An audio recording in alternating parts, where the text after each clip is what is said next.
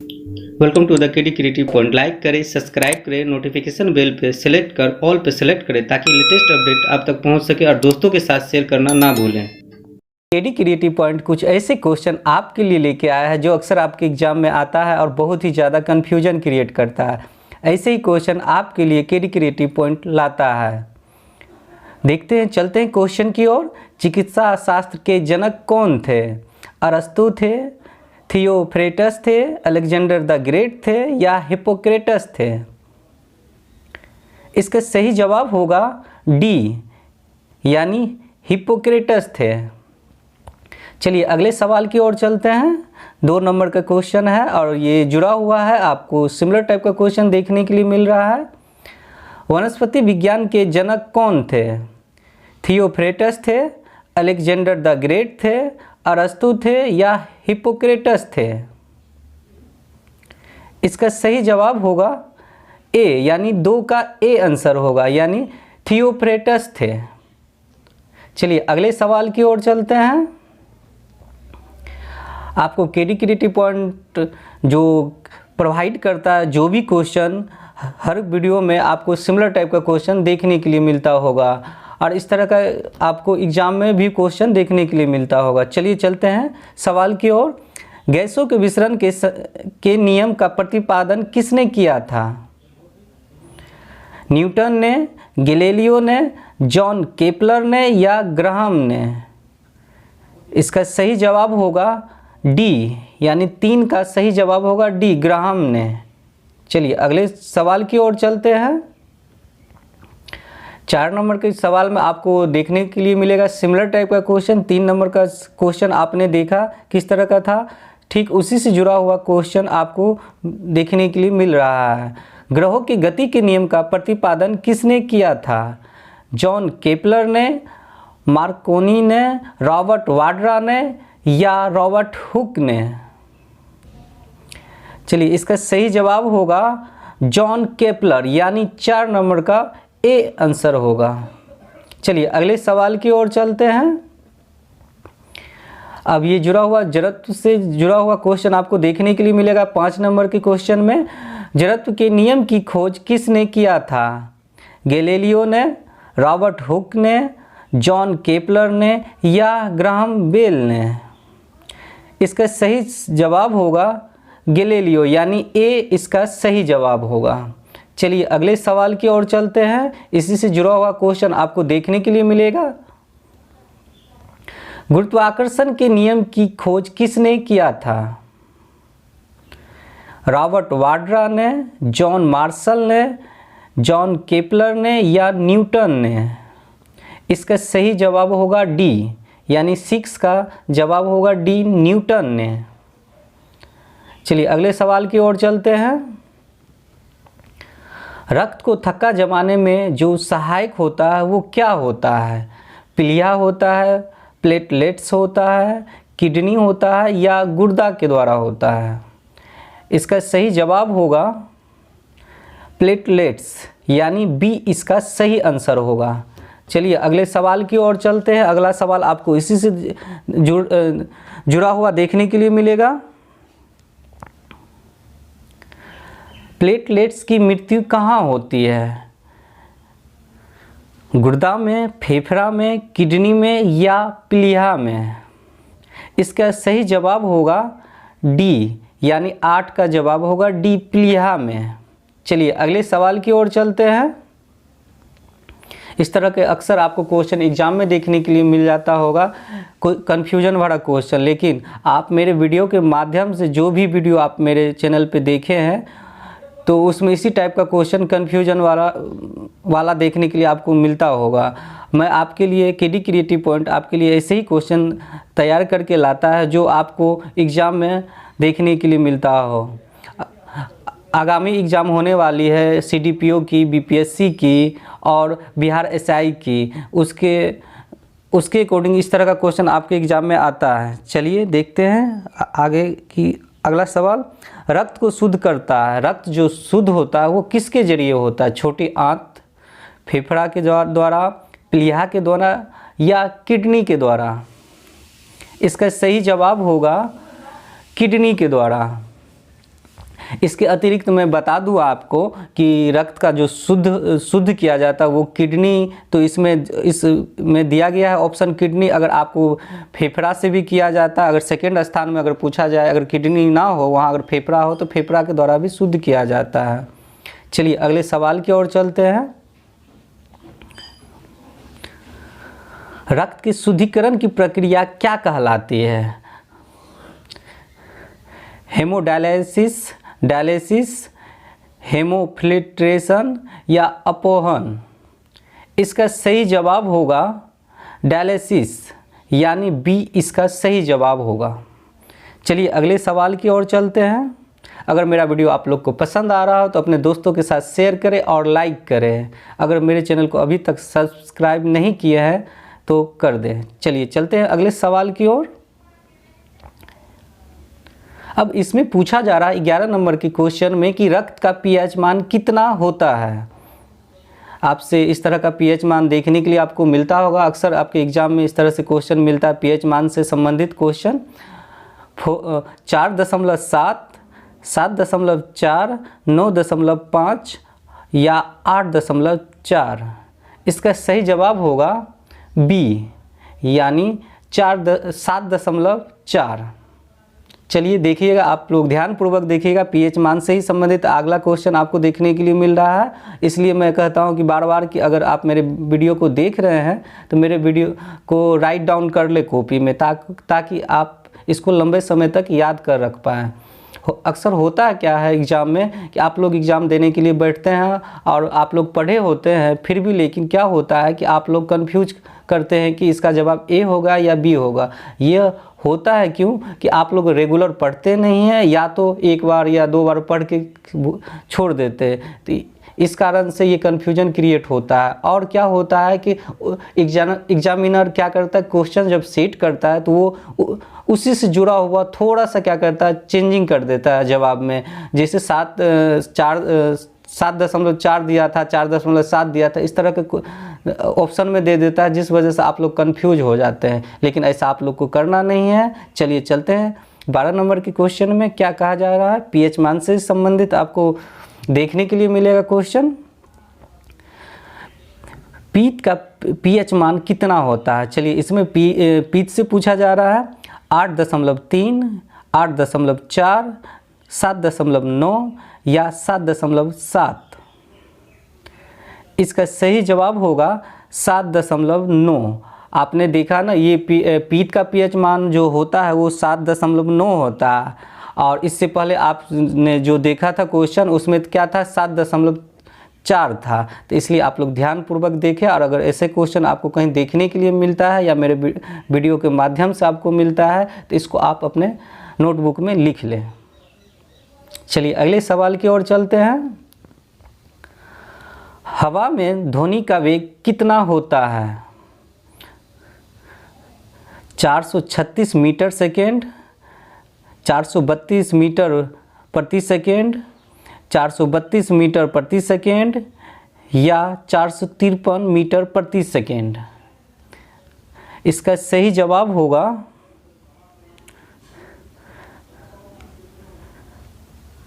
332 metre प्रति second. इसका सी सही जवाब होगा। चलिए अगले सवाल की ओर चलते हैं, क्योंकि वेग से भी क्वेश्चन कुछ आपके एग्जाम में देखने के लिए मिलता होगा, इसलिए चलिए अब अगले सवाल की ओर चलते हैं। अब इसमें पूछा जा रहा हवा का वाष्प घनत्व कितना होता है? चलिए 19.2 होता है, 15.2 होता है, 14.3 होता है या 14.4 होता है? इसका सही जवाब होगा सी, 14.3 होता है। चलिए अगले सवाल की ओर चलते हैं। प्रोटीन का पाचन कहाँ होता है? अब ये पूछा जा रहा है प्रोटीन जो पाचन होता है वो किसके द्वारा होता है? आमाशय के द्वारा, बड़ी आंत के द्वारा, छोटी आंत के द्वारा या अग्नाशय के द्वारा? इसका सही जवाब होगा सी, छोटी आंत के द्वारा होता है प्रोटीन का पाचन। चलिए अगले सवाल की ओर चलते हैं। मनुष्य में पाचन कहाँ से प्रारंभ होता है? उसमें देखे ना, आपने क्या पूछा गया था 15 नंबर के क्वेश्चन में, उसमें पूछा गया था प्रोटीन का पाचन कहाँ से प्रारंभ होती है। और इसमें क्या पूछा जा रहा है 16 नंबर के क्वेश्चन में कि मनुष्य में पाचन कहाँ से प्रारंभ होता है। चलिए देखते हैं क्या इसका जवाब होता है। छोटी आंत के द्वारा, बड़ी आंत के द्वारा, यकृत के द्वारा या मुख के द्वारा। इसका सही जवाब होगा डी, यानी मुख के द्वारा। चलिए आगे इस सवाल की ओर चलते हैं। पचे भोजन का अवशोषण कहाँ होता है? देखिए ना, सिमिलर टाइप का लगातार आपको क्वेश्चन देखने के लिए मिल रहा है। इस तरह का क्वेश्चन केडी क्रिएटिव पॉइंट आपके लिए लाता है।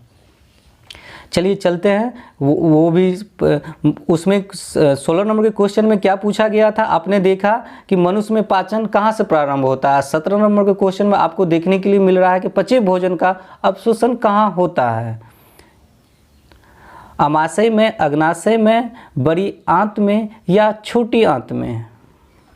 इसका सही जवाब होगा डी, यानी छोटी आंत के द्वारा होता है। चलिए चलते हैं अगले सवाल की ओर। अब डीएनए से संबंधित आपको क्वेश्चन देखने के लिए मिलेगा। ये जो भी क्वेश्चन आपको केडी क्रिएटिव पॉइंट पे साइंस पेपर का देखने के लिए मिलेगा, वो सिमिलर टाइप का आपको देखने के लिए मिलेगा। चलिए अगले सवाल की ओर चलते हैं।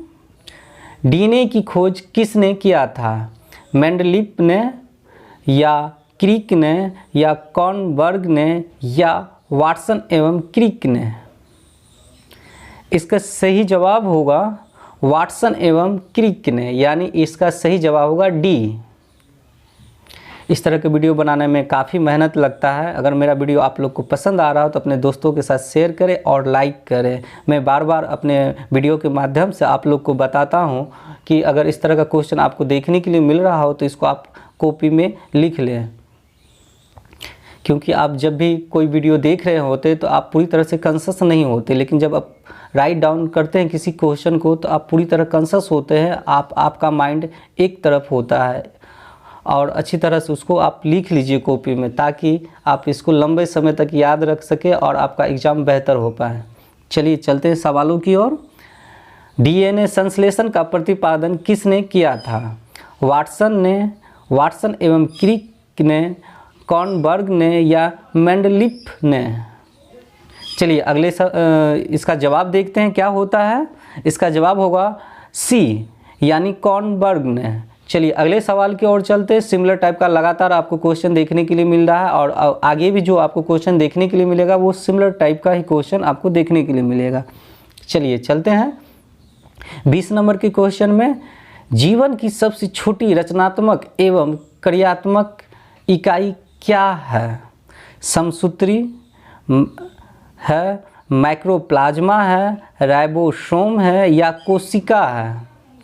इसका सही जवाब होगा कोशिका है, यानी इसका डी सही जवाब होगा। चलिए अगले सवाल की ओर चलते हैं। आपको इस तरह का क्वेश्चन आगे देखने के लिए मिलेगा सिमिलर टाइप का। अब उसी से संबंधित आपको क्वेश्चन 21 नंबर में देखने के लिए मिल रहा है। सबसे छोटी जीवित कोशिका कौन सी है? माइक्रोप्लाज्मा, समसूत्री है, राइबोसोम है या प्लाज्मा है। इसका सही जवाब होगा माइक्रोप्लाज्मा, यानी ए इसका सही जवाब होगा। चलिए अगले सवाल की ओर चलते हैं। कामिक कोशिका जो विभाजन होता है क्या कहलाता है? केंद्रक विभाजन कहलाता है, कोशिका विभाजन कहलाता है, अर्धसूत्री विभाजन कहलाता है या समसूत्री विभाजन कहलाता है। चलिए देखते हैं इसका जवाब क्या होता है। ये जो कहलाता है वो समसूत्री विभाजन कहलाता है, यानी इसका सही जवाब होगा डी। चलिए अगले सवाल की ओर चलते हैं। लिंगी जनन करने वाले कोशिकाओं में विभाजन क्या कहलाता है? कोशिका विभाजन, समसूत्री विभाजन, अर्धसूत्री विभाजन या केंद्रक विभाजन। इसका सही जवाब होगा अर्धसूत्री विभाजन, यानी सी इसका सही जवाब होगा। देख रहे हैं ना, सिमिलर टाइप का क्वेश्चन लगातार आपको देखने के लिए मिल रहा है। चलिए अगले सवाल की ओर चलते हैं। अब इसमें पूछा जा रहा है 24 नंबर के क्वेश्चन में मनुष्य में क्रोमोसोम की कुल संख्या कितनी होती है? 21 जोड़ी होती है, 28 जोड़ी होती है, या 24 जोड़ी होती है, या 23 जोड़ी होती है? इसका सही जवाब होगा 23 जोड़ी होती है। इसी तरह का क्वेश्चन आपको 25 नंबर में सिमिलर टाइप का क्वेश्चन देखने के लिए मिलेगा। चलिए चलते हैं सवाल की ओर। आप इसको या तो शॉर्ट स्क्रीन ले लें या तो अपने कॉपी में लिख लें। चलिए चलते हैं अगले सवाल की ओर। अब इसमें पूछा जा रहा है 25 नंबर के क्वेश्चन में कि मनुष्य के मेरुदंड में कितनी जोड़ी तंत्रिका निकलती है?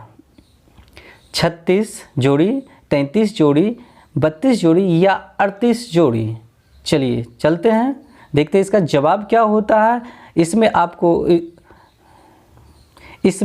31 जोड़ी होगा। 31 जोड़ी नहीं लिखा हुआ, मैं आपको बता दूं कि यहाँ इसमें 31 जोड़ी होगा। चलिए अगले सवाल की ओर चलते हैं।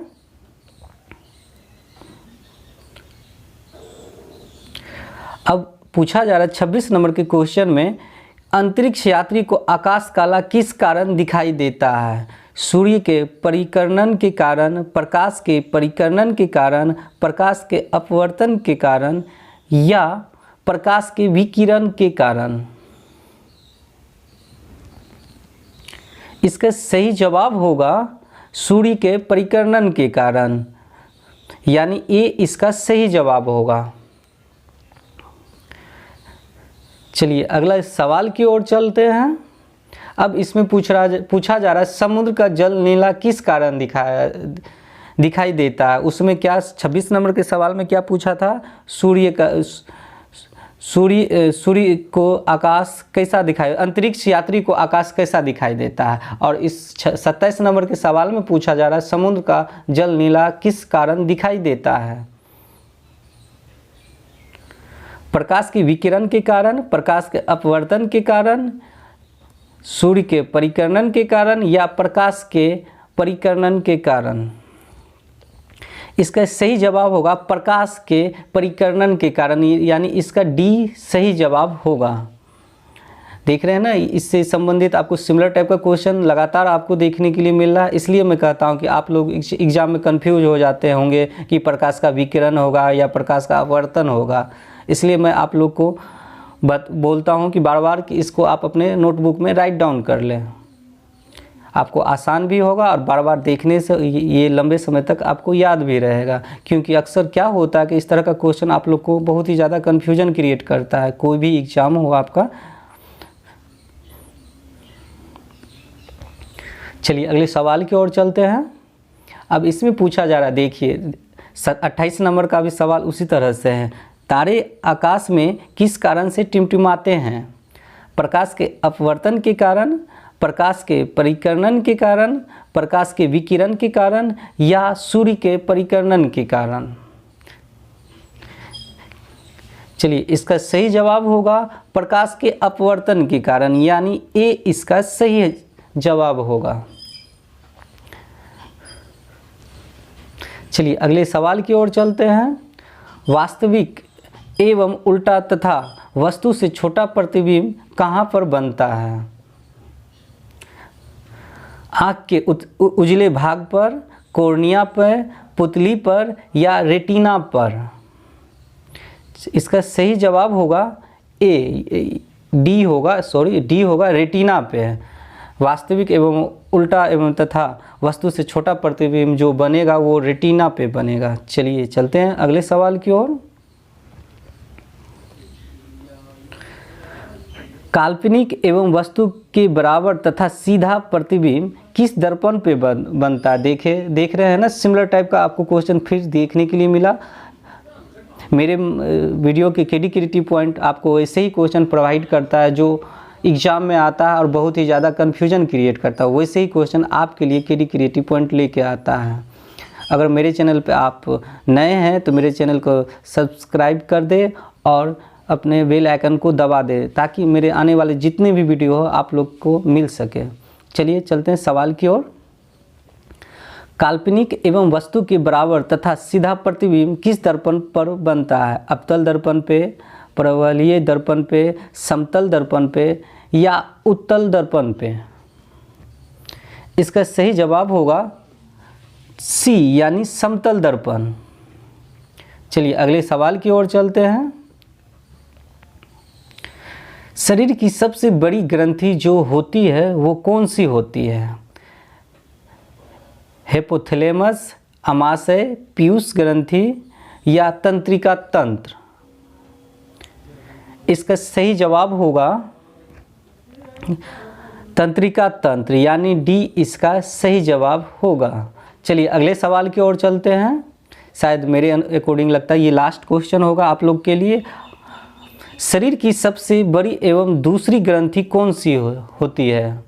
चलिए देखते हैं कौन सी। छोटी आंत कहलाती है, अमाशय कहलाती है या अग्नाशय कहलाती है या बड़ी आंत कहलाती है? इसका सही जवाब होगा अग्नाशय यानी सी इसका सही जवाब होगा। क्योंकि अक्सर आप लोग को देखते होंगे कि शरीर की सबसे बड़ी ग्रंथि पूछी जाती है, लेकिन जो एग्जामिनर होते हैं अब क्या किए हैं, क्वेश्चन का पैटर्न चेंज कर दिया। अब क्या पूछा जाता है कि स्टूडेंट को कितना डीपली नॉलेज है वो चेक करने के लिए दूसरी ग्रंथि पूछी जाती है। इसलिए मैं आपके लिए दोनों ही ग्रंथि से सवाल आपको दे दिया हूँ कि अगर फर्स्ट पूछा जाए तो आपको मैं बता ही चुका हूँ, और अगर आपको दूसरी ग्रंथि पूछा जाए तो वो होगा अग्नाशय। चलिए आगे चलते हैं। आगे आपके लिए इम्पोर्टेंट फैक्ट है जो हमेशा मैं लेके आता हूँ आप लोग के लिए, और इम्पोर्टेंट फैक्ट को आप अपनी कॉपी में लिख लें ताकि इसको अच्छी तरह से याद कर सकें। क्योंकि अक्सर होता है क्या कि आप लोग वीडियो देखते हैं और ध्यान आपका वीडियो पर नहीं होता है। देखते जिस वक्त देख रहे होते कहीं किसी जगह से आवाज़ आ गई हो या माइंड कुछ सामने में रखा हो, उससे डिस्ट्रैक्ट हो जाता है। इसलिए आप जब कॉपी में लिख रहे होते हैं तो उसको अच्छी तरह से लिखें और उसको सही पूर्वक लिखें ताकि आप अपने एग्ज़ाम में बेहतर कर पाएँ। चलिए इम्पोर्टेंट फैक्ट की ओर चलते हैं। आप देखे होंगे कि ऊर्जा से संबंधित आपको क्वेश्चन एग्ज़ाम में देखने के लिए मिलता होगा। यांत्रिक ऊर्जा को विद्युत ऊर्जा में रूपांतरित करता है वो कौन सा डिवाइस है जो करता है? वो जो कहलाता है वो डायनमो कहलाता है। अब देखिए ये आपको सिमिलर टाइप का भी क्वेश्चन बन सकता है इसमें। देखिए आप, इसलिए मैं कहता हूँ आपको बार बार लिखने के लिए। चलिए, रासायनिक ऊर्जा को प्रकाश एवं ऊष्मा ऊर्जा में रूपांतरित करता है वो कौन सा डिवाइस करता है? इसमें जो कहलाएगा वो मोमबत्ती के द्वारा। रासायनिक ऊर्जा को प्रकाश ऊर्जा एवं ऊष्मा ऊर्जा में रूपांतरित करता है वो मोमबत्ती। चलिए अगले सवाल की ओर चलते हैं, इम्पोर्टेंट फैक्ट की ओर।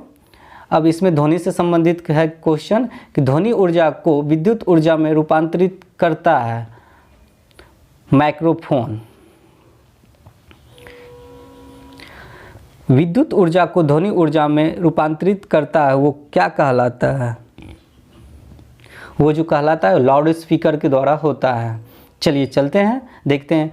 सौर ऊर्जा को विद्युत ऊर्जा में रूपांतरित करता है वो कौन सा जो डिवाइस है जो सौर ऊर्जा को विद्युत ऊर्जा में रूपांतरित करता है? वो जो कहलाता है वो सोलर सेल कहलाता है। चलिए अगले सवाल की ओर चलते हैं। आपको इम्पोर्टेंट फैक्ट आगे और भी देखने के लिए मिलेगा। विद्युत ऊर्जा को प्रकाश ऊर्जा में रूपांतरित करता है वो क्या कहलाता है? वो ट्यूबलाइट के द्वारा होता है। आप लोग देखते होंगे कि जो आपके घर में ट्यूबलाइट लगा होता है वो विद्युत ऊर्जा को क्या करता है? प्रकाश ऊर्जा में परिवर्तित कर देता है।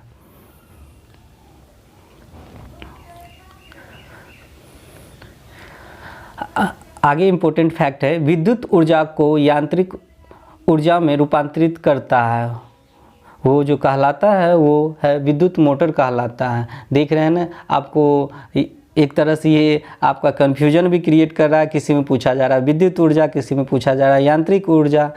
तो इसलिए मैं बोलता हूँ आप लोग को कि इस तरह का आप क्वेश्चन आपको देखने के लिए कहीं मिले तो आप इसको कॉपी में लिख लें।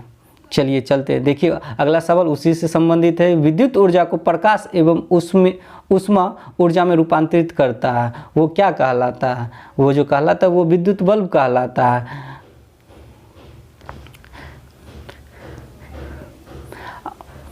अब संबंधित है कि रासायनिक ऊर्जा को विद्युत ऊर्जा में रूपांतरित करता है। अब क्या है, इसमें पूछा जा रहा है, रासायनिक से संबंधित है कि रासायनिक ऊर्जा को विद्युत ऊर्जा में क्या ऊर्जा में रूपांतरित करता है, तो वो कौन सा डिवाइस है या किसके द्वारा होता है, तो वो होता है विद्युत सेल के द्वारा। चलिए आगे चलते हैं। यांत्रिक ऊर्जा को ध्वनि में रूपांतरित करता है सितार। आप लोग देखते होंगे कि सितार में यांत्रिक ऊर्जा पाया जाता है और उसको जब वो बजाने वाले उसको बजाते हैं तो वो क्या कहता है, ध्वनि ऊर्जा में रूपांतरित हो जाता है। चलिए आगे चलते हैं। वायु में ध्वनि की चाल कितनी होती है, क्योंकि चाल भी कभी कभी पूछ लिया जाता है, इसलिए वायु में ध्वनि की चाल कितनी होती है। तो इससे पहले मैं आपको इस क्वेश्चन मैं बता चुका हूँ, इसमें आपको देखने के लिए मिला होगा 332 मीटर प्रति सेकेंड। अब पूछा जा रहा है, देखिए ये सिमिलर टाइप का भी क्वेश्चन बन चुका है। अब हाइड्रोजन में पूछा जा रहा है कि हाइड्रोजन में ध्वनि की चाल कितनी होती है। वो जो होती है 1269 मीटर प्रति सेकेंड होती है। चलिए आगे चलते हैं। आगे सवाल और भी आपको देखने के लिए मिलेगा इस तरह का इम्पोर्टेंट फैक्ट। कार्बन डाइऑक्साइड में ध्वनि की चाल कितनी होती है, 260 मीटर पर सेकेंड। अगर आपसे भाप से पूछा जाए कि भाप 100 डिग्री सेल्सियस में ध्वनि की चाल कितनी होती है, तो 405 मीटर प्रति सेकेंड। चलिए आगे चलते हैं सवाल की ओर। सवाल आपको और भी बहुत सारे देखने के लिए मिलेगा। अल्कोहल में ध्वनि की चाल कितनी होती है, 1213 मीटर प्रति सेकेंड होती है। अल्कोहल से अगर पूछा जाए ध्वनि की चाल तो आप आराम से जवाब इसका दे सकते हैं, 1213 मीटर प्रति सेकेंड होती है। अगर आपसे जल से संबंधित पूछा जाए कि जल में ध्वनि की चाल कितनी होती है, 1483 मीटर प्रति सेकेंड होती है। जल में और अल्कोहल में ध्वनि की चाल अलग अलग होती है, इसको आप अपने कॉपी में लिख लें। अगर आपसे पूछा जाए समुद्र जल में ध्वनि की चाल कितनी होती है, तो समुद्र जल में जो होती है 1533 मीटर प्रति सेकेंड होती है। चलिए आगे देखते हैं। आगे और भी सवाल है आपके लिए। अब इसमें पूछा जा रहा है पारा में ध्वनि की चाल कितनी होती है। पारा में जो ध्वनि की चाल होती है 1450 मीटर प्रति सेकेंड होती है। चलिए देखते हैं आगे। और अब कांच से संबंधित आपको देखने के लिए क्वेश्चन मिल रहा है। कांच में ध्वनि की चाल अगर आपसे पूछा जाए कि कितनी होती है, तो कांच में जो ध्वनि की चाल होती है वो होती है 5640 मीटर प्रति सेकेंड। अगर इसी से संबंधित आपको एल्युमिनियम से पूछा जाए, क्योंकि एग्जाम में अक्सर इस तरह का क्वेश्चन आपको चाल से संबंधित मिल जाता होगा, कांच से, एल्युमिनियम से, लोहा से, किसी से एक ना एक सवाल आपको देखने के लिए मिलता होगा। इसीलिए केडी क्रिएटिव पॉइंट ऐसे ही सवाल आपके लिए लाया है जो आपके एग्जाम में आए। चलिए अब देखते हैं एल्युमिनियम में ध्वनि की चाल कितनी होती है। अगर एल्युमिनियम से पूछा जाए तो उसमें होती है 6420 मीटर प्रति सेकेंड। चलिए अब देखते हैं नीचे लोहा से। लोहा में ध्वनि की चाल कितनी होती है, तो लोहा में जो चाल होती है ध्वनि की वो होती है 5131 मीटर प्रति सेकेंड। चलिए आगे चलते हैं। अगर मेरा वीडियो आप लोग को पसंद आया हो तो अपने दोस्तों के साथ शेयर करें और लाइक करें। वीडियो को देखने के लिए धन्यवाद।